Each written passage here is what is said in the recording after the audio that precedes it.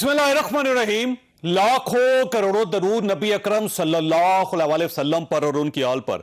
अजीम Kashmiri leader और आल party Hurriyat conference के सबसे मोतबर बुजुर्ग रहनुमा सैयद अली गिलानी कल रात अपने खालिक हकीकी से जा मिले। आपकी उम्र 92 साल थी और आपने अपनी पूरी जिंदगी कश्मीर की आजादी और पाकिस्तान की मोहब्बत में गुजार दी। आप सच्चे पाकिस्तानी और खरे कश्मीरी थे।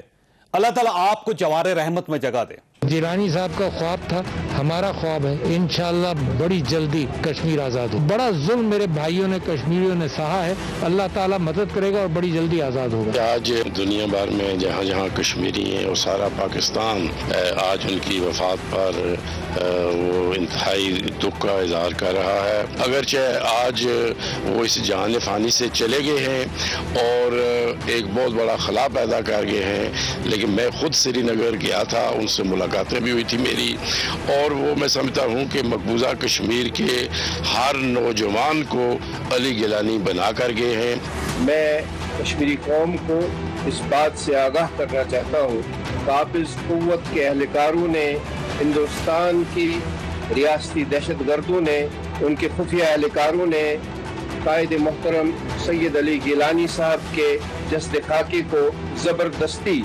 बगैर गुस्ल के ज़बरदस्ती अपनी तहवील में लिया है। अहल खाना ने मज़ाहमत की इस तर्ज अमल के खिलाफ, तो काबिज कुव्वत ने न आओ देखा न ताओ और मर्द जन को वहाँ पे तशद्दुद किया गया सैयद अली गिलानी साहब के घर में। भारतीय हुकूमत का खौफ मुलाजा कीजिए। इंडियन आर्मी ने मरहूम गिलानी साहब की मैयत अपने कब्जे में लेकर खुफिया मुकाम पर दफन कर दी और साथ ही पूरे मकबूजा कश्मीर में कर्फ्यू भी लगा दिया। यह होता है मोमन, इंतकाल के बाद भी मैयत बोलती है और दुश्मनों की नींदें उड़ा देती है। मैं आज के दिन सिर्फ इतना कहूंगा, बड़े सगीर में जब तक सैयद अली गिलानी जैसे लोग मौजूद हैं, उस वक्त तक कश्मीर की आजादी के लहर को दबाया जा सकता है और ना ही मिटाया जा सकता है। कश्मीर पाकिस्तान है और पाकिस्तान कश्मीर है। हम आज के मौज़ूआत की तरफ आते हैं।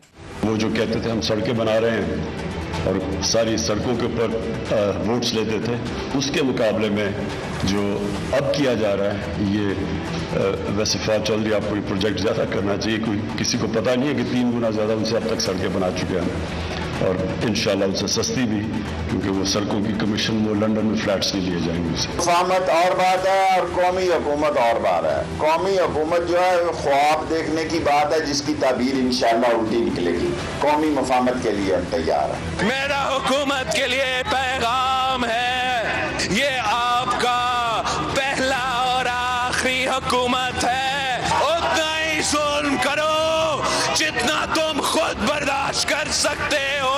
जियालों का हुकूमत बनने वाला है। हम ईद का जवाब पत्थर से देंगे। नियाजी साहब बताएं वो कितने दिन जेल में गुजार सकता है। कारकर्दगी का मतलब ये होता है कि कुछ अच्छा कुछ बुरा या कुछ अच्छा, इसको तो कारकर्दगी कहना ही नहीं चाहिए, इसको तो तबाही और बर्बादी कहना चाहिए। पाकिस्तान की 73 साल की तारीख में ना कभी इतनी नाअहल गवर्नमेंट आई है, ना कभी इतनी नालायक गवर्नमेंट आई है और ना कभी इतनी बेहिस गवर्नमेंट आई है। आपके बुजुर्गों ने हजरत कायद आजम की लीडरशिप में बड़ी कुर्बानियां दी और दया खून के अबूर किए पाकिस्तान आए।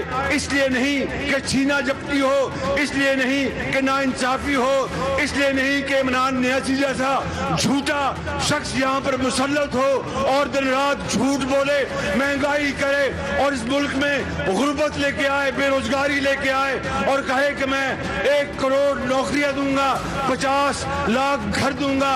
घर भी छीन रहा है, नौकरियां भी जा रही हैं। मैं समझता हूं कि आज ये मंदिर हमें ये तय करना है कि इस महंगाई के तूफान को रोकने के लिए हमें अब अवामी रेला लेकर जाना होगा और इस्लामाबाद में इसको खसो खचा की तरह बहाना होगा। एक तरफ मकबूजा कश्मीर की सूरत हाल है, दूसरी तरफ कल तालिबान अपनी हुकूमत का ऐलान करेंगे। पाकिस्तान दोनों बॉर्डर से दबाव में है, लेकिन अंदर कोई शख्स एक दूसरे के साथ बैठने के लिए तैयार नहीं। यहां ईवीएम का मसला ही हल नहीं हो रहा। क्या हम इस मुनकसम सोच के साथ आने वाले चैलेंजेस का मुकाबला कर सकेंगे? यह हमारा आज का इशू होगा। हमारे साथ रहिएगा।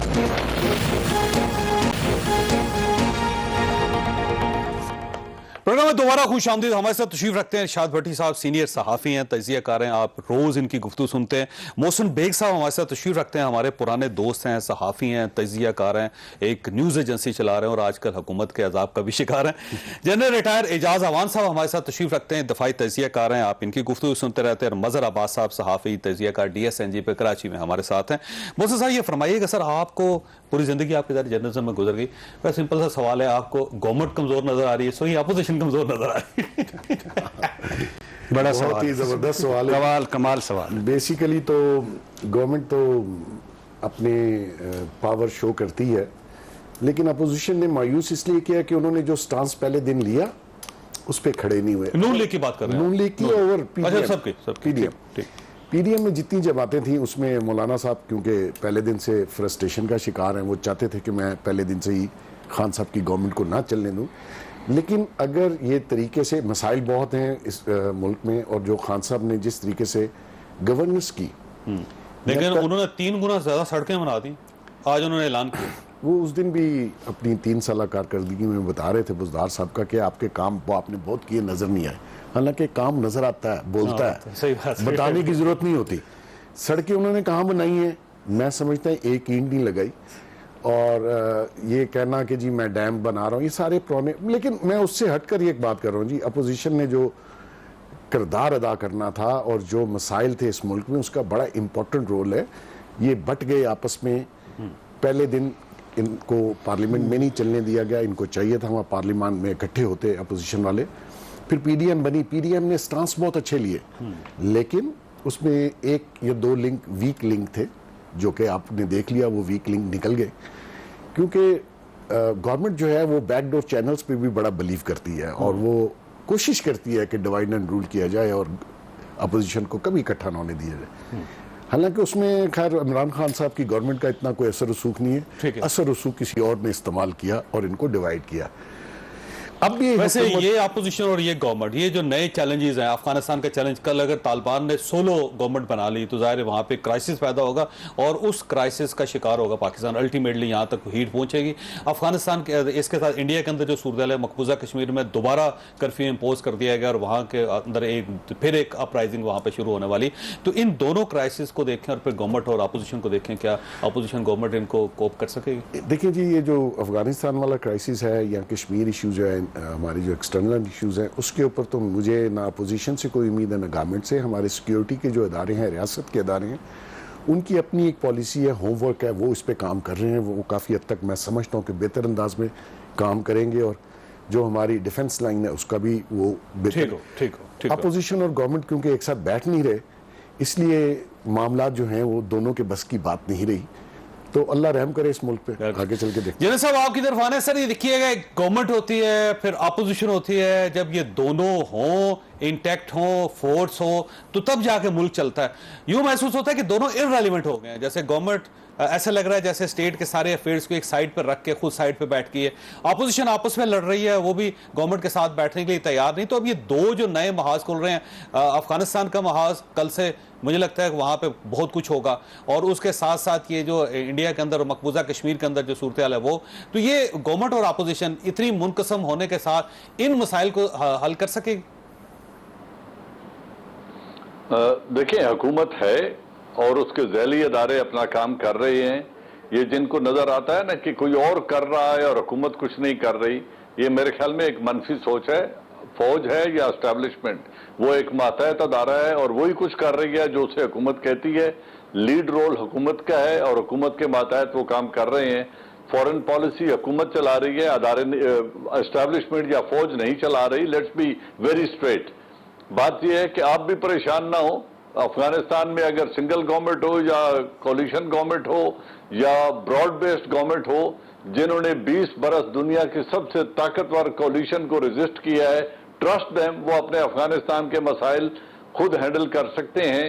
Afghan led, Afghan owned solution for the Afghan, for the people of Afghanistan. अगर अफगानिस्तान को एक्सेप्टेबल है तो पाकिस्तान को फिक्र की जरूरत न है, न होनी चाहिए। कश्मीर का जहां तक ताल्लुक है, जो लोग होनी चाहिए हमें, उसकी वजह पिछले 50 साल की हिस्ट्री है। वहां जो कुछ होता है वो पाकिस्तान के अंदर रिफ्लेक्ट होता है, तो हमें डरना चाहिए इस बार भी। नहीं, आप नहीं आप मत डरें, डरे सिर्फ अल्लाह से और अपने कुव्वत बाजू पे यकीन रखें, अपने अदारों पे यकीन रखें, अपने अदारों में फेथ रखें। कुछ भी नहीं होगा, कोई क़यामत नहीं आएगी। जो कुछ पहले होता रहा है वो बैरूनी ताकतें आके कर रही थी। अब मामलात अफगानों के अपने हाथ में हैं।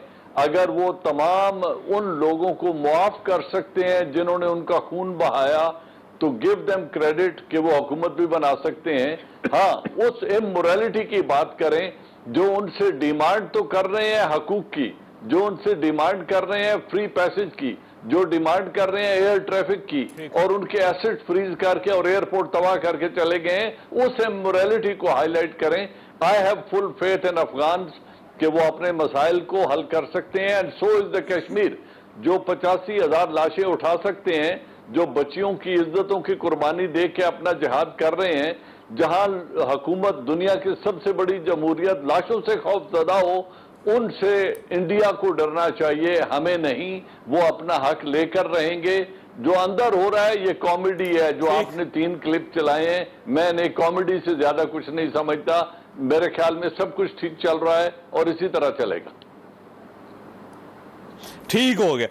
भट्टी साहब फरमाइएगा, ये जनरल साहब का ख्याल ये है कि गवर्नमेंट सब कुछ कर रही है और बाकी ज़ैली इदारे जो उनके कंट्रोल में हैं, जो गवर्नमेंट ये चाहती है ज़ैली इदारे उस तरह करते हैं, और गवर्नमेंट बड़ी पावरफुल है इस वक्त, कोई प्रॉब्लम नहीं, अफगानिस्तान को भी कंट्रोल कर लेगी और इंडिया के अंदर भी कोई इतनी परेशानी वाली बात नहीं। बाकी गवर्नमेंट तगड़ी है। देखिए, पहली बात तो ये कि अफगानिस्तान का हमने बड़ी गलती माजी में, हमने पराई जंगें लड़ी, हमने 75,000 शहादतें दी, खरबों का नुकसान किया, आधी कौम साइको हो गई हमारी, ज़हनी मरीज, नाके फाके धमाके। सिर्फ अमेरिका की पॉलिसी वहाँ फेल नहीं, हमारी भी हमारी भी। और दूसरी बात यह है कि बिलाशुबा ये मान लेना चाहिए कि हम कल तक जो अमरीकी पिट्ठू थे, भारतीय नमक हलाल थे और बेदीद लोग काबल में बैठे हुए थे, वो भी हमें टके की बातें सुनाते थे।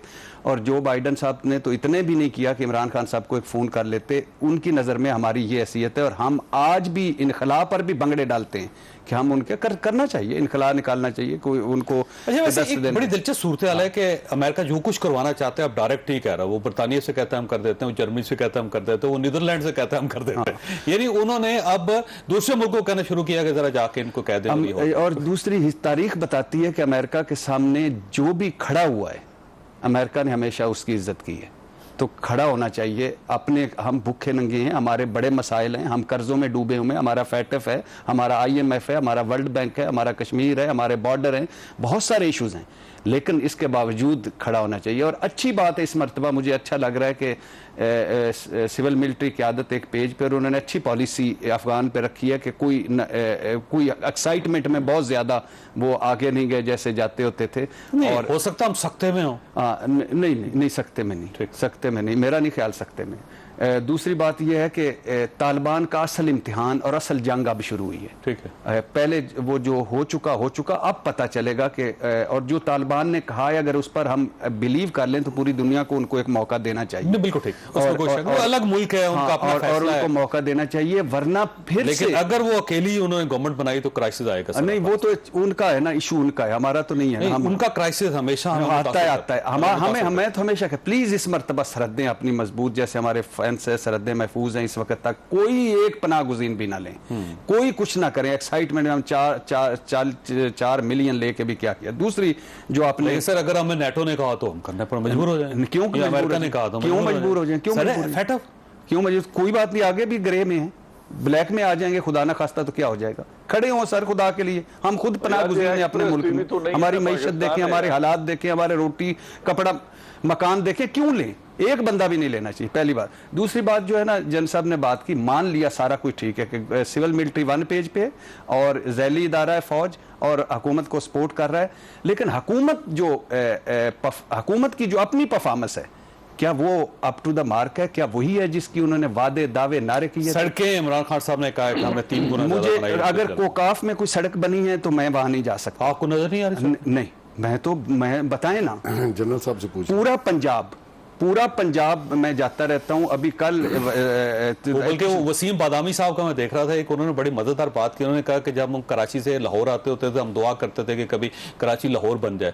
उन्होंने कहा जी उस्मान बुज़दार साहब की बड़ी मेहरबानी, उन्होंने लाहौर को कराची बना दिया। हाँ, लेकिन आपने पता 40-45 पेज का सप्लीमेंट छपा है बुज़दार साहब का, और उसका थीम लाइन पता क्या थी कि एक पंजाब था राजा रंजीत सिंह का और एक पंजाब है बुज़दार साईं का। वाह वाह। और दोनों अल्हम्दुलिल्लाह इस वक्त तरक्की कर रहे हैं और कमाल तरक्की कर रहे अच्छा, हैं। और बुज़दार बुज़दार साहब वहाँ राजू बन गया, जेंटलमैन की तस्वीरें, और इमरान खान साहब ने तस्वीरों पे क्रिटिसाइज किया हुआ है कि ये सरकारी खर्चे पे तस्वीरें लगाते हैं। और by the way Imran Khan साहब एक प्रोटोकॉल फोर्स भी इस्लामाबाद में बना चुके हैं, कैबिनेट मंजूरी दे चुकी है, प्रोटोकॉल के भी अगेंस्ट थे। फिर दूसरी बात है कि ये भी छोड़ दें, अवाम, आपने फोकस अवाम, आपका अवाम पे आऊंगा मैं आऊंगा। मदद साहब ये फरमाइएगा सर, गवर्नमेंट वाकई इतनी तगड़ी है कि जो मौजूदा क्राइसिस है, जो सरहदों पे है, जो पाकिस्तान के अंदर है, जो अपराइजिंग हो रही है, जो लोग डिस्टर्ब हो रहे हैं, जो महंगाई, इसको कंट्रोल कर सकेगी? शुक्रिया जावेद साहब। देखिए, अगर एजाज ऐवान साहब यकीन दिला रहे हैं तो हमें यकीन कर लेना चाहिए कि सब चीज़ ठीक है, सब ठीक हो रहा है, तो आपको क्या परेशानी है। उन्होंने कहा ना डरना चाहिए ना घबराना चाहिए, तो हम क्यों डर रहे हैं, हम क्यों घबरा रहे हैं? बस हमें यकीन करना चाहिए ऐवान साहब की बात पे। मुझे नहीं पता कि अफ़गानिस्तान में जो सिचुएशन है वो हमें देखना होगा, लेकिन ये कि मैसेजिंग अच्छी गई है। अब गवर्नमेंट बनती है, गवर्नमेंट कैसे बनती है और फिर उसके बाद क्या होता है, उसके बाद के सिचुएशन जो है उसके लिए हमें अलर्ट ज़रूर रहना पड़ेगा, क्योंकि ज़रूरी नहीं है कि अफ़गानिस्तान से कोई मुदाखलत हो। ये भी ऐन मुमकिन है कि यहाँ के जो लोग हैं उनको हमें किस तरह कंट्रोल करना है। बिल्कुल सही बात। लॉ एंड ऑर्डर सिचुएशन पहली जैसी लॉ एंड ऑर्डर सिचुएशन पहली जैसी नहीं है। यानी आप सोचें कि इस्लामाबाद के अंदर पिछले एक साल में, बाकी छोड़ें, पिछले एक साल में इस्लामाबाद के अंदर कितने कत्ल हुए हैं। पिछले एक साल में खुद इस्लामाबाद कितना 24 किलोमीटर का इस्लामाबाद है, उसके अंदर आप लॉ एंड ऑर्डर सिचुएशन देख लें, बाकी तो छोड़ दें आप, बाकी चीजें। तो पुलिस के अपने लोग, अपने सीनियर ऑफिसर ये कहते हैं कि अगर ये सूरत हाल जारी रही 5 साल बाद हम इस्लामाबाद को कंट्रोल करने के काबिल नहीं होंगे। पुलिस की अपनी फाइंडिंग है ये। और सर पिछले 15 रोज में दहशतगर्दी के 13 वाकयात हो चुके हैं, जिसमें से 13 सिविलियन और 7 सिक्योरिटी जवान और अफसर शहीद हो चुके हैं। ये पिछले 15 दिनों की बात। और एक वो जुमला सड़कों का इमरान खान साहब को तो सड़कें पसंद ही नहीं है, वो तो स्कूल्स और कॉलेजेस पे फोकस करते हैं। ठीक हो जी, ह्यूमन डेवलपमेंट जी साहब। देखिए, और चौधरी साहब इसके बावजूद $124 मिलियन का सेफ सिटी प्रोजेक्ट लगा इस्लामाबाद में, और तकरीबन $150 मिलियन का पंजाब में सेफ सिटी प्रोजेक्ट लगा है। उसके बाद आप देख लें, पंजाब में 5 आईजी तब्दील, 6 चीफ सेक्रेटरी तब्दील, यानी जो गवर्नेंस की मिसालें होती हैं वो हमारे सामने हैं उसमें।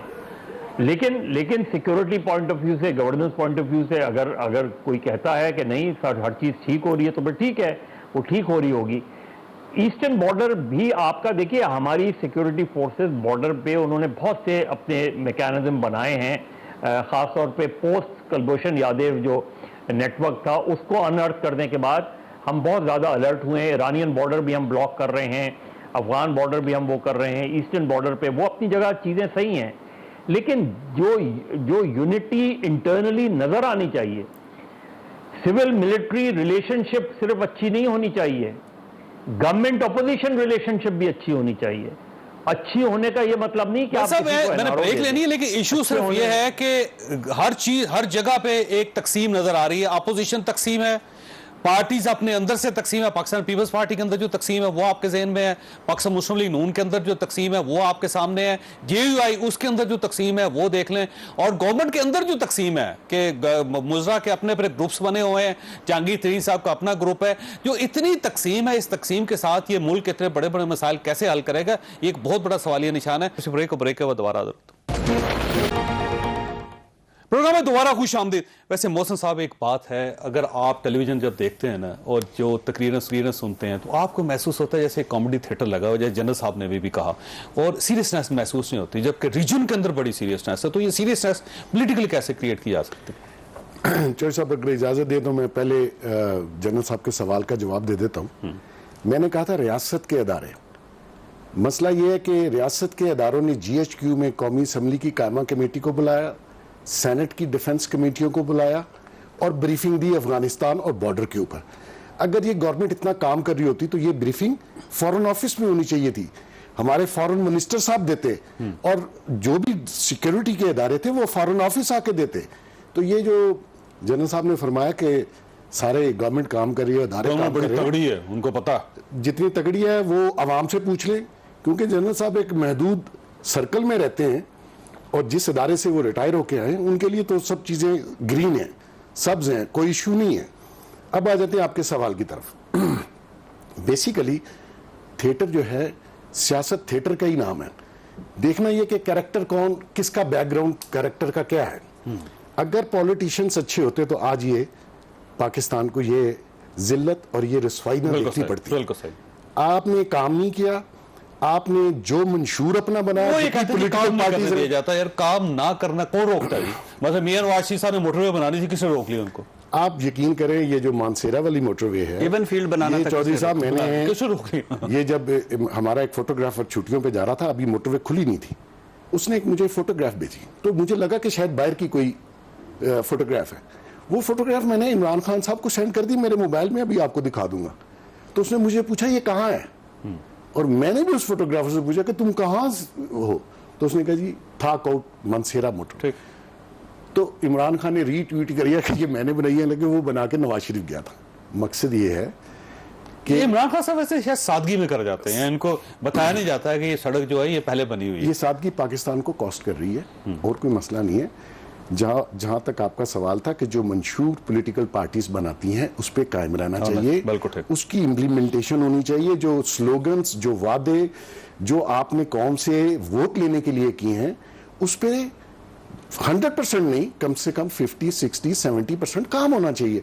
आप सारी पॉलिटिकल पार्टीज आप इनके मंशूर उठा लें और फिर जब ये हुकूमत में आते हैं इनका तर्ज हुकूमत देख लीजिए, इनका कैरेक्टर देख लीजिए। साहब मैं आपको एक और चैलेंज भी देता हूं, आप जितनी क़यादतें हैं सियासी जमातों को, उनसे पूछेंगे क्या उन्होंने अपना मंशूर पढ़ा है?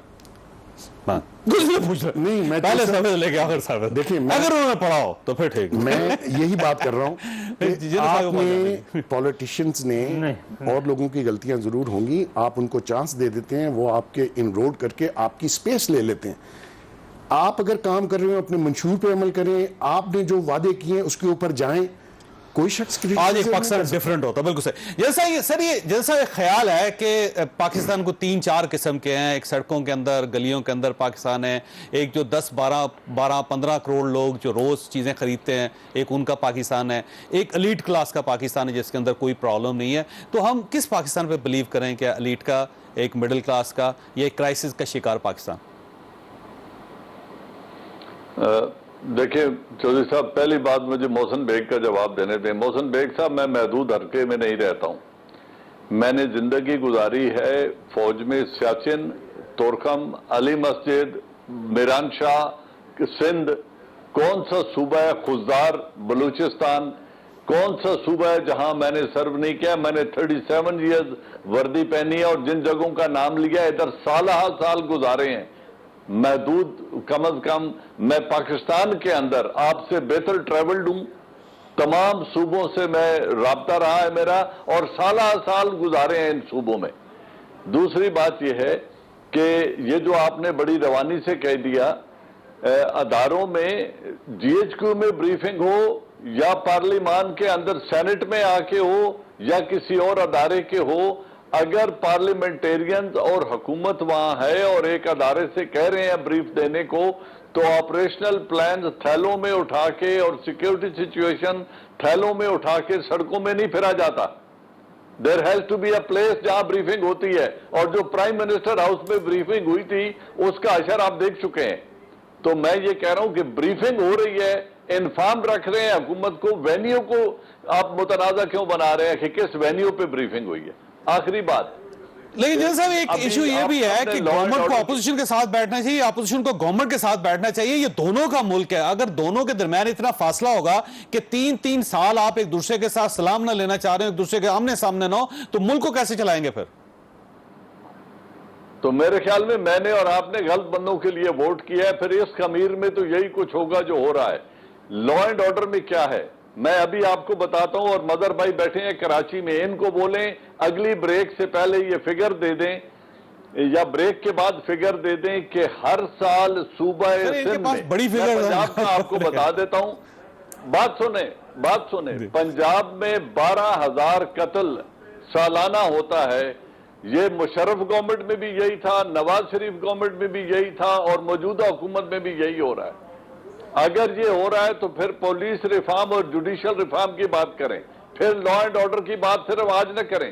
सिंध में सबसे लंबी जमहूरियत सर एक मशीर थे प्राइम मिनिस्टर साहब के, जिन्होंने अदारा जाती इस्लाहात करनी थी, वो मुस्ताफी हो गए। लिहाजा अदारा जाती इस्लाहात जो वो इस्तीफा दे चुके हैं 3 साल गुजारने के बाद। 3 साल गुजारने के बाद। मेरी बात सुन लेना, मैं यही कह रहा हूं कि सियासी लीडरों ने अपना वजन खुद उठाना है, उस वोट का पास करना है जिसके लिए लोग इन्हें पार्लियामान में भेजते हैं। 14 साल से हुकूमत है, एक सूबे में एक पार्टी की। अगर सालाना कत्ल और रेप 14 सालों के उठाएं तो वो 1.5 लाख से ज्यादा होंगे।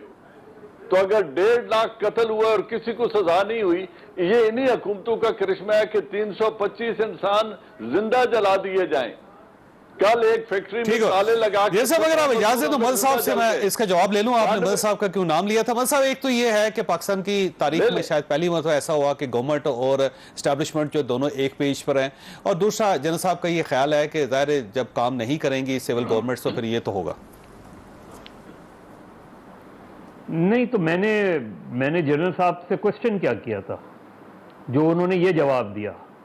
उन्होंने तो कहा था ना सब चीजें ठीक हो रही हैं, और फिर उन्होंने खुद ही बता दिया कि जो ऐसा माजी में होता था वैसे अब भी हो रहा है। तो मैं भी तो यही कह रहा हूं। अच्छा, वैसे एक छोटी सी खबर है वो मैं आपके साथ शेयर कर रहा हूं कि अभी जो हमारा प्रोग्राम चल रहा है तो सेक्रेटरी खजाना यानी खजाने के जो वफाकी सेक्रेटरी अब्दुल खालिक साहब, उनके घर डकैती होगी इस्लामाबाद ताजा तरीन 25-16 सोना भी गया उनका, और रेड जोन है। देखिए तो जो ये जो पुलिस रिफॉर्म्स तो इमरान खान का वादा था ना, और पुलिस ऑर्डर मौजूद है। मैं बारहा ये कहता रहा हूं कि police order 2002, original police order 2002 सबसे बेहतर पुलिस रिफॉर्म्स हैं, लेकिन क्यों नहीं की गई? बताएं जनरल साहब, पंजाब में क्यों नहीं की गई? पंजाब में किसने रोका था करने को? इसलिए नहीं की गई कि सियासी मसलहतें आड़े आ गई। तो फिर ये ना कहना कि वैसी सब चीजें ठीक है। सब चीजें ठीक नहीं है, सब एग्री कर रहे हैं वैसे आपसे, वो नहीं की गई। मैंने ये कहा था, जो सवाल था चौधरी साहब का कि कश्मीर से भी थ्रेट आ रही है, वेस्ट से भी थ्रेट आ रही है, मुल्क के अंदर भी ये अदम इस्तेकाम है, तो मैंने इनको जवाब ये दिया है कि दोनों बॉर्डर्स की फिक्र न करें, इंशाअल्लाह कुछ भी नहीं होगा, कोई क़यामत पाकिस्तान पर नहीं है। और अंदर मैंने कहा था कॉमेडी हो रही है, होती रही है और आज भी हो रही है। तो इस कॉमेडी का हल तो मेरे और आपके पास नहीं है। हम तनकीद कर सकते हैं, पॉइंट आउट कर सकते हैं, लेकिन जिनको वोट दिया अगर वो ना करें तो मैं और उनका क्या बिगाड़ लेंगे? We must point it out. लेकिन अब जैसा बेशुमार ऐसे इश्यूज हैं जिसपे हम या हमारे इदारे गवर्नमेंट और अपोजिशन को ऑन बोर्ड कर लेते हैं, तो ये जो अफगानिस्तान का इशू है, कश्मीर का इशू है, जो माशी मसाइल हैं, पाकिस्तान के अंदर लॉ एंड ऑर्डर का सूरत हाल है, जस्टिस सिस्टम के अंदर जो वीकनेसेस है, इस पे क्यों नहीं बिठाया जा सकता दोनों को? फिर आप कहते हैं फौज बिठा दे, और फिर अगली लम्हे नहीं मैं कौन बिठाए इनको? नहीं बिल्कुल नहीं ये देखिए, ये बिल्कुल मैं जनरल साहब से एग्री करता हूं कि बिल्कुल इदारों को नहीं, ये प्राइम मिनिस्टर की प्राइम रिस्पॉन्सिबिलिटी है। He should invite. देखिए ये एक रिकॉर्ड कायम कर रहे हैं कि जब ये 5 साल मुकम्मल होंगे तो ये पहला पार्लिमानी टेन्योर होगा जिसमें लीडर ऑफ द हाउस और लीडर ऑफ द ऑपोजिशन के दरमियान कोई गुफ्तगू नहीं हुई। ये पहला पाकिस्तान की सियासी तारीख में पहली मरतबा यह होगा कि लीडर ऑफ द हाउस और लीडर ऑफ द ऑपोजिशन एक दूसरे से बात ही नहीं की। लेकिन उसमें मसला ये है कि प्राइम मिनिस्टर भी ये पहले ही होंगे जो 5 साल पूरे करेंगे, सिविलियन प्राइम मिनिस्टर ये भी देखे और अपोजिशन लीडर भी। अच्छी बात है। बड़ी साहब की तरफ जाना है। बड़ी साहब मसला ये है कि 3 साल गवर्नमेंट के हुए हैं, रुकिएगा सर, 3 साल गवर्नमेंट के हुए हैं, गवर्नमेंट ने अगले 2 साल भी पूरे करने, ये पिछले 3 साल से कौम मुतमईन है सर? देखिए बिल्कुल नहीं मुतमईन, इसका तो जवाब है क्यों नहीं मुतमईन अभी मैं आपको बताता हूँ। लेकिन दो तीन चीज़ें बड़ी मज़े की हुई हैं। एक तो सियासत हमें बताया गया था मत होती है, सियासत थिएटर नहीं होती। सियासत यही नहीं सियासतदानों ने कि हम आवाम की खिदमत के लिए आए, हम आवाम के खादम हैं। और लोगों ने नाम भी रखे, खादम आला, फलाना फलाना फलाना। सियासत झूठ, मुनाफकत, 2 नंबरी चतर चलाकी नहीं होती, जो ये हर वक्त हर मौके पे हर जगह कर रहे हैं। यानी आप अंदाजा करें, हाउस ऑफ शरीफ में 12 के टोपी ड्रामा, एक भतीजी, एक चचा, एक अब्बा, एक जो भतीजा बयानिए, वो यार घर में बैठ के सेट नहीं कर लेते। आपकी एक घर की बात है, भाई घर में बैठो, कहो कि लेके क्या चलना है। लेकिन चूंकि गुड कप बैड कप है, एक हाथ गिरेबान पे दूसरा घुटनों पे रख के एक दबाव डालना है, दूसरा जुगाड़ लगाना है, तो इसलिए हमें उन्होंने ट्रक की बत्ती के पीछे लगे। और हमारे बड़े बड़े इंटेलेक्चुअल दानश्वर, ये उसका हुस्न जमहूरियत, ये उसका हुस्न जमहूरियत, ये उसका बयानिया, ये उसका, ये क्यों नहीं कहते वो उसका झूठ, वो उसका झूठ, वो उसका जुगाड़, वो उसका जुगाड़। जब और सारों की मंजिल आप ये मजहर अब्बास साहब को नहीं सुना रहे? ना मैं मजहर साहब कभी भी नहीं सुनाऊंगा, क्योंकि मजहर साहब को मैं बुजदार साहब पे बात सुना सकता हूं, बाकी कहीं भी नहीं। अच्छा, दूसरी बात, ये जो आपने कहा ना 4 किस्म का पाकिस्तान, ये 4 किस्म का पाकिस्तान इन्होंने बड़ी मनसूबाबंदी से बनाया है। ये ऐसे नहीं बन गया, इन्होंने बड़ा मंसूबा बंदी से बनाया सारों ने। ये बुसीदा निजाम, ये 4 किस्म का पाकिस्तान। ये कहती थी ना सर, ये पीटीआई कहती थी दो नहीं सर। पीटीआई का तो अभी 3 साल हुए हैं ना, पीटीआई का तो 3 साल हम वो रोज ड्रम कूटते हैं ना, रोज उनका मातम और रोज मरसिए पढ़ते हैं, वो छोड़ दें। 40 साल भी देख लें, 70 साल का भी देख लें, 3 मार्शल लॉ भी देख लें, सारी इनके वो 3 मरतबा के वजीर आजम भी देख लें, एवन फील्ड सरे महल भी देख लें। ये जो बांझ जमहूरियत है, ये जो पार्लियामेंट जिसमें हम डिस्कस नहीं होते, ये 2 तरह का निजाम इंसाफ, ये 7 तरह का तालीमी निजाम, ये इनके बच्चे बाहर, इनका ये चूंकि मशरूम्ड लोग हैं, ये पैदावार है मार्शल लॉ की, ये हम में से नहीं है ना। हमारे यूटिलिटी स्टोर से ये चीजें लेते हैं। इमरान खान, नवाज शरीफ साहब, शहबाज शरीफ साहब ने आज तक मुझे बताएं घर का बजट बनाया हो? मरियम नवाज साहब, बिलावल भुट्टो ने आज तक यूटिलिटी स्टोर से कोई चीज खरीदी हो? और ये हमारे अस्पतालों में लेटे हों, ये हमारे स्कूलों में पढ़े हों, इन्होंने हमारे नलकों से पानी पिया हो, इनको कैसे पता चलेगा कि हम क्या हैं? वो एक मुझे किसी ने शेर भेजा ना, इनकी ये जो सारी एक और अब चल पड़ा है, परसों तरसों में कोई 5-7 कालम में नीचे ऊपर पड़े हैं कि यार नवाज शरीफ साहब को करप्शन पे सजा नहीं मिली, नवाज शरीफ साहब मासूम हैं। बड़े बड़े जो रिटायर्ड आईजी और बड़े बड़े वो लिख रहे हैं अल्हम्दुलिल्लाह। और दूसरी तरफ जरदारी साहब भी कहते हैं कि फेडरेशन का वाइड सिंबल है। एक परसेप्शन ये भी है कि नवाज शरीफ को किसी और वजह से पकड़ा गया था, करप्शन की वजह से। नहीं, वो नेल्सन मंडेला की रिहाई के लिए उसने जेल में जो नकब लगाई थी उस वजह से पकड़ा गया। मौजे तोंग को लॉन्ग मार्च पे पहुंचाया था, उसकी वजह से पकड़ा गया। चीन को तरक्की याफ्ता बनाया गया तो उसकी वजह से पकड़ा गया। कायदे आजम का साथ दिया था, उस वक्त पकड़ा गया। कैसी बात करते हैं? के जो फ्लैट्स है 1990 में लिए गए। सर मैं उसके बाद 3 बार प्राइम मिनिस्टर बने, आपको पता नहीं चला उनका? सर मैं सिर्फ एक मिनट छोड़ देना, मैं एक सिर्फ कहता हूं, जो जवाब वो नहीं दे सकते वो हम दे रहे हैं, कसम और कुरानों के साथ दे रहे हैं। वो नहीं दे सकते, वो बैठे हुए उधर। वो है ना, वो एक शेर है, ना चाह कर भी मेरा महबूब मुझसे रूठा है। शेर सुने आपकी नजर, ना चाह कर भी मेरा महबूब मुझसे रूठा है। मैं जानता हूं इस मसले में हर बंदा झूठा है। मियाँ साहब भी बेगुनाह, जरदारी साहब भी ईमानदार हैं, तो मुल्क सबा इजी लोड वाली ने लूटा है। लगता है मुल्क सबा इजी लोड वाली लुट गई है। बाकी से खुदा के लिए यार, यानी ये कहीं यूरोप में, अमेरिका में, बर्तानिया में खुदा की कसम ये सारे होते मुंह छुपाते। अब आ जाए इस पे। मैं ब्रेक नहीं, ये सवाल जो 3 साल की आपने परफॉर्मेंस, वापस आऊं छोटी सी ब्रेक के बाद दोबारा प्रोग्राम में दोबारा खुश आमदीद। भट्टी साहब ये फरमाइएगा, पहली बात, मुल्क के हालात ठीक है? सवाल किस हवाले से? हर लिहाज से। आप जोग्राफियाई हालात देख लें, आप वज़ारत ख़ारजा के ख़ारजा अमूर अंदरूनी हालात देख लें, मैशियत देख लें, पोलराइजेशन, पॉलिटिकल पोलराइजेशन देख लें, किसी लिहाज से ठीक है? नहीं ठीक नहीं। तो ये अपोजिशन और ये गवर्नमेंट इन हालात को ठीक कर सकती नहीं? तो ये भाईजान, ये मेरा एक तो पहली बात यह है कि मैं माजरत के साथ आपसे भी, मजहर भाई से भी, मोहसिन बेग साहब से भी, और तमाम उन लोगों से जो वाकई डेमोक्रेसी पर बिलीव रखते हैं, जो चाहते हैं कि असल वाली जमहूरियत आए, ये हमारे लिए जमहूरियत नहीं है। तो क्या होना चाहिए? डंडे। डंडा मार, हमें डिक्टेटर भी 2 नंबर मिले, 40 साल हमें डिक्टेटर भी 2 नंबर मिले, हमें जमहूरियत पसंद भी 4 नंबर। अब आपको 1 नंबर डिक्टेटर चाहिए या 1 नंबर जमहूरियत पसंद दे दो।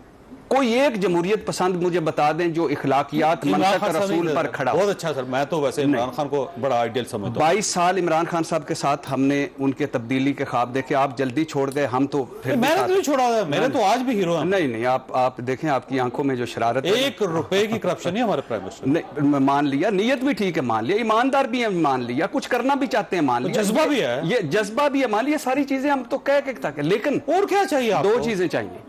नंबर 1, या आप खुद ज़हीन फतीन हो या आपकी टीम अच्छी हो। तो भाई इतनी जबरदस्त टीम है। मुझे देखिए, नहीं इतने मशीर सर, आपने कश्मीर में साईं बुज़दार बिठा दिया, आपने केपी में साईं बुज़दार बिठा दिया, आपने पंजाब में साईं बुज़दार बिठा दिया, आपने मरकज में चंद बंदों को छोड़ के साईं बुज़दार बिठा दिया। दूसरी बात, यानी आप 2 चीजें तो इमरान खान साहब कर सकते थे। एक, एहतसाब घर से, खुद तो नहीं ना करप्ट, खुद तो नहीं ना, बच्चे तो नहीं ना पार्टी में, इस पर मेरी टेक भी ले लेना। और दूसरा क्या, इस्लाहात, रिफॉर्म्स, इस पे क्या खर्चा आना? रिफॉर्म्स के लिए मशीर रखे हुए थे सर, वो तीसरी मर्तबा आए थे, उन्होंने किताब छापी, किताब देके चले गए। आप इस पे देखिए, वो जो केपी का मॉडल था वही उठा के पंजाब में ले आते, कुछ नासिर दुरानी कर लेते। नासिर दुरानी साहब को पंजाब लेके गए तो इंतकाल हो गया उनका। हाँ, नहीं, बाद में अभी हुआ, अल्लाह उनकी मगफिरत करे, बख्शिश फरमाए, निकाल दिया, फिर हुआ। तो दूसरी बात है कि आटा, घी, चीनी, नमक, सब्जियां, दालें, गोश्त, आम आदमी बजट। मुझे सिर्फ एक सारे, आप जो हम बैठे हुए हैं, 2018 में इमरान खान साहब आए थे, 2021 हो गया है, 2018 का आदमी कंफर्टेबल था घर का बजट बनाते हुए कि आज है? सिंपल सा सवाल। ठीक, पेश साहब ये फरमाइएगा, अगले 2 साल गवर्नमेंट अपने मसाइल हल कर लेगी या मुल्क के हालात? पहले तो भट्टी साहब से आपने सवाल किया था ऑनेस्टी का। देखिए, ऑनेस्टी 2 किस्म की है, एक फाइनेंशियल है, एक मॉरल है। खान साहब की मॉरल ऑनेस्टी पे तो मैं बात नहीं करूंगा, आप सबको पता है। जहां रहेगी फाइनेंशियल, मेरे साथ उस दिन जस्टिस वजूद साहब एक शो में थे, उन्होंने इंकशाफ किया, क्योंकि वो पीटीआई के बहुत अहम रुकन थे। उन्होंने कहा जब जहांगीर तरीन और 1-2 लोग और आए तो खान साहब ने कहा कि बन्नी गाला का खर्चा चलाने के लिए 30 लाख रुपए चाहिए महीना। कहते थोड़ा अरसा गुजरा तो खान साहब ने कहा ये 30 लाख रुपए महीना कम है, 50 लाख रुपया महीना होना चाहिए। ये पार्टी फंड से, पार्टी फंड से सवाल है, मैं अलग से। तो ऑनेस्टी का है कि आप आज तक ये बता सकते हैं कि आपने ये खर्चा कैसे करते हैं, आप फ्लाई कैसे करते हैं, आप की चीजें ना किसी ने पूछा। देखिए सुन ले, ऑनेस्टी इसलिए है कि आपको पूरे पाकिस्तान की हिस्ट्री में एक पॉलिटिकल लीडर है जिसको सुप्रीम कोर्ट ऑफ पाकिस्तान ने सादिक और अमीन डिक्लेयर किया। जिस शख्स ने उनको सादिक अमीन करार दिया उसका करैक्टर भी देख लें, जस्टिस साहब साकिब निसार साहब का, उनका सारा कट्ठा चट्टा अब कौम के सामने है, उनके फैसले कौम के सामने। Supreme court of Pakistan supreme court of Pakistan में जस्टिस साहब थे, इस तरह वो इफ्तिखार चौधरी साहब भी थे, उनकी बकायात भी आप देख लीजिए। मकसद ये कि हमारी अदालत उस्मा बहुत रिस्पेक्ट के साथ, ये जुडिशरी आज भी जो सुनैरिटी पर रफड़ पड़ा हुआ है वो आपके सामने, और जो वकला सुप्रीम कोर्ट के बारे में कह रहे हैं और जो जिस तरीके से जजेस अपॉइंट हो रहे हैं वो आपके सामने है, मुझे कुछ कहने की जरूरत नहीं है। अब आपके सवाल की तरफ आते हैं। मसाइल हल वो कर सकता है जिसको मसाइल का अंदाजा हो, पता हो, जिसको अदारक हो, और फिर वो उसका हल ढूंढता है। खान साहब जाती तौर पर इतने ज्यादा गुस्सा और बुग्ज रखते हैं अपोजिशन के बारे में कि वो उनकी शक्ल नहीं देखना चाहते, और नैप और FIA चढ़ाई हुई है। मकसद ये है कि आप ठंडे दिल से सोचिए, ये 22-24 करोड़ का मुल्क है, आपके गुस्से की नजर हो रहा है, आपने 3 साल गवा दिए, आपको हर ने आवाम ने सपोर्ट किया, लेकिन आपने वो रिवेंज लेने के लिए। वैसे ऐसे FIA आपके खिलाफ क्यों है सर? आपने क्या किया? मैं बता दें मैंने क्या किया, मैं तो आप सब दोस्तों के सामने हूँ। वैसे किया गया है? मुझे पता चला आपने मनी लॉन्ड्रिंग की। अब देखें, मैं जितनी मनी लॉन्ड्रिंग कर सकता हूँ वो अल्लाह के सामने है, और मेरे हाथ साफ हैं। रोज PM हाउस से एक नया क्लिप आ जाता है कि आपके साथ ये करना है।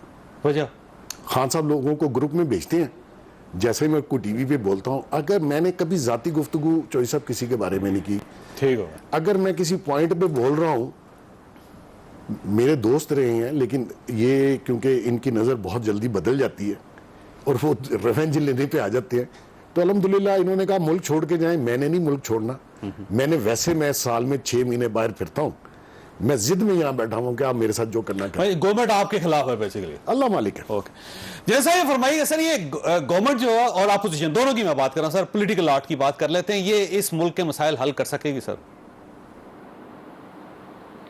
देखिए, ये सवाल आपका भी है, मेरा भी है और शायद 22 करोड़ अवाम का भी है कि ये हो या वो जो मिलिट्री डिक्टेटर्स आए थे। अगर 72 आपको मेरी आवाज आ रही है?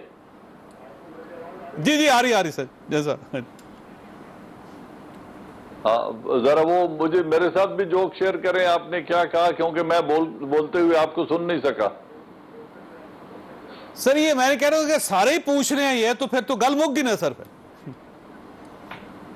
तो मैं यही कह रहा हूं कि अगर पूरी कौम के मसाइल हल हो गए होते तो आज हम चारों बैठे यहाँ ये बातें न कर रहे होते। मोहसिन बेग साहब मौजूदा प्राइम मिनिस्टर को मॉरली करप्ट कह रहे हैं, और जो नवाज शरीफ और जरदारी को करप्ट कहने वालों की भी इस मुल्क में कमी नहीं है, राजा रेंटल को करप्ट कहने वालों की भी कमी नहीं है, अली गिलानी के घर से भी हार बरामद हो जाता है। तो फिर प्राइम मिनिस्टर अगर ये सारे के सारे ऐसे ही हैं तो अवाम इनसे तवक्कुआत क्यों वाबस्ता करके बैठे हैं? मैंने वैसे मॉरली करप्ट नहीं कहा, मैंने कहा करप्शन मॉरली नहीं कहा सर उन्होंने, मोहसिन बेग साहब ने कहा आपने कहा है, मैंने आपने अभी ये बात कही है, तसी कर ले ना, आपने ये कहा है कि मॉरल करप्शन भी देख लें और फाइनेंशियल करप्शन भी देख लें, रिवाइंड करके सुन लें। हाँ तो मैंने कहा जी मैं मॉरल करप्शन पे बात नहीं कर रहा, मैं फाइनेंशियल की बात बता दी मैंने। जी साहब तो कहने का मकसद ये है कि देखें, इस मुल्क में जिस तरीके से इंतखाबात होते हैं, जो इलेक्टोरल प्रोसेस है, जिस तरह से कॉन्स्टिट्यूएंसीज को गुलाम बनाया गया है, महकूम बनाया गया है, जो इलेक्टेबल्स हैं उनका, ये पूरी 72 साल तारीख है जिसमें फौजी जर्नल भी वो मुजरिम है जिन्होंने टेक ओवर किया, और उनके बूटों में बैठ के सियासत करने वाले भी उतने ही बड़े मुजरिम हैं। तो मेरे ख्याल में पूरे मुल्क का जो सिस्टम है अभी तक इसने कौम को डिसअपॉइंट ही किया है, वो डिलीवर नहीं कर सका।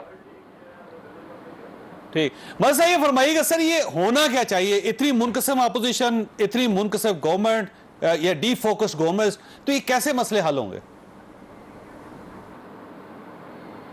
बस ऐसे ही मसले हल होंगे। अभी आपके मीडिया के साथ भी इंशाल्लाह जल्दी बहुत कुछ होने जा रहा है, और मेरा ख्याल में इतना भी मायूस नहीं होना चाहिए जितनी मायूसी हम शो कर रहे हैं।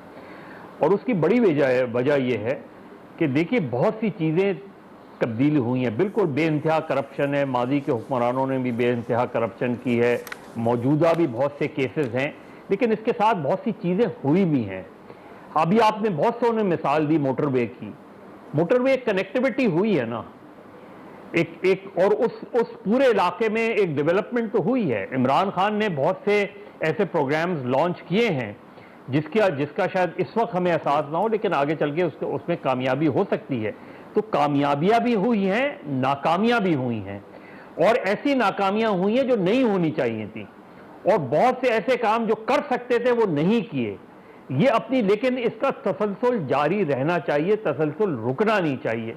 लेकिन जावेद चौधरी साहब, जो मीडिया के साथ अब होने जा रहा है, अगर वो ऐसा ही रहा तो ये बहुत खौफनाक सूरत हाल होगी। सर हो क्या रहा है वैसे, और क्यों प्रोटेस्ट कर रहे हैं आप लोग? लाइन डिस्कनेक्ट होगी। जी मल साहब टाइम तो नहीं, बड़ी साहब फरमाइए सर, ये मीडिया के बारे में क्या हो रहा है? सर ये इमरान खान साहब मीडिया की थे, और मीडिया इमरान खान साहब की डार्लिंग था, और ख़ुद कहते थे कि आज़ाद जमहूरियत, आज़ाद मीडिया, मजबूत जमहूरियत, जमहूरियत का मीडिया के बगैर तसव्वुर नहीं। और सब वो कहते थे सलाम है फलां को, सलाम है फलां को। जावेद चौधरी साहब को के भी बड़े फ़ैन थे, आपके नहीं, जावेद चौधरी साहब के भी। और आप कंटेनर पे बस नहीं गए, बाकी सारा तो एक दो प्रेस कॉन्फ्रेंस में आप मौजूद थे, आपने बताया था 1996 में। तो जो पहली से लेकर 2014 तक अल्हम्दुलिल्लाह आप साथ थे। तो दूसरी बात, लेकिन इक़्तिदार पता नहीं क्या वजह है, क्या ऐसा इमरान खान साहब को बिल देखें आप, अब बिल बड़ा खौफनाक है, अब है वो नेगेटिव है, वो अखबारात भी ना पढ़े, टीवी प्रोग्राम भी ना देखें, माफिया का नवाजा हुआ है, ये झूठे हैं, ये प्रोपेगेंडा है वगैरह वगैरह। बात यह है कि इससे कुछ नहीं होगा। मीडिया को करने से, किसी और को करने से कुछ नहीं होगा। गवर्नेंस परफॉर्मेंस, बिल्कुल सही बात। गवर्नेंस परफॉर्मेंस पे फोकस करें, इसकी जरूरत नहीं पड़ेगी। चंद सेकंड रह गए, बिल क्या है?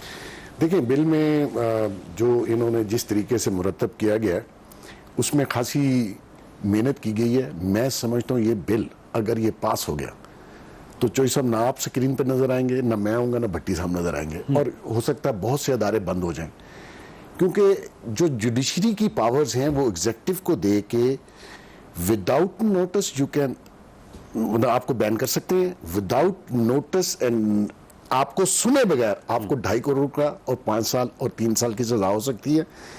प्रोग्राम चलाने से पहले आपको उनसे इजाजत लेनी पड़ेगी। आपका हर प्रोग्राम से पहले, हाँ जी, आपका दफ्तर सील करने के लिए उनको किसी नोटिस की जरूरत नहीं है, और ये सारे इक्विपमेंट भी लिजाज, आप उसमें 48 शिकें हैं, आप पढ़ लीजिए। मेरे ख्याल में जो हमारे पास कापी है वो ऑथेंटिक नहीं है, लेकिन मेरे ख्याल में वही बिल है। तो ये जो सारी चीजें इमरान खान साहब की सोच में है कि मैंने मीडिया को इस तरीके से कंट्रोल करना है, तो उसके लिए इंशाअल्लाह ताला हम टूथ एंड नेल इनको अपोज भी करेंगे, आखिर तक जाएंगे, इसको पास नहीं होने देना। ठीक है। और सर आखिरी बात ये जुडिशरी का, ये सीनियरिटी पे करें खुदा के लिए। 4थे नंबर पे, 5वें नंबर पे किसी को कुछ, किसी को कुछ, ये किसी के इस तरह तो ना करें। जी जनरल साहब चंद सेकंड आ गए सर, चंद सेकंड आ गए जनरल साहब जी। मेरे ख्याल में मदद साहब की बात के साथ मैं इत्तेफाक करता हूं कि अगर इस वक्त मीडिया, जी सर, देखिए बात यह है कि जो मुल्क में अगर 10 बड़े डैम्स पे काम हो रहा है या वाटर रिजर्वायर्स पे काम हो रहा है, मोटरवेज बन रही हैं, कुछ रिफॉर्म्स हो रही हैं, तो कुछ तो मैं आई फुली एग्री कि बेहतर चीजों पे भी एक नजर डाल लें। Yes, it is not ideal, it is not the best environment, और ये जो मीडिया का बिल है, चूंकि मैंने अभी तक पढ़ा नहीं है, इसमें मैं कमेंट नहीं कर सकता। वैसे जनरल साहब इसको पढ़ें, आपको खुद भी अंदाजा हो जाएगा, हो सकता है आप भी ना बोल सकें उसके बाद। ख्वाजा साहब आपने, अल्लाह ताला आप और आपके अहले खाना को हर किसी मुसीबत से महफूज रखे। अल्लाह हाफिज।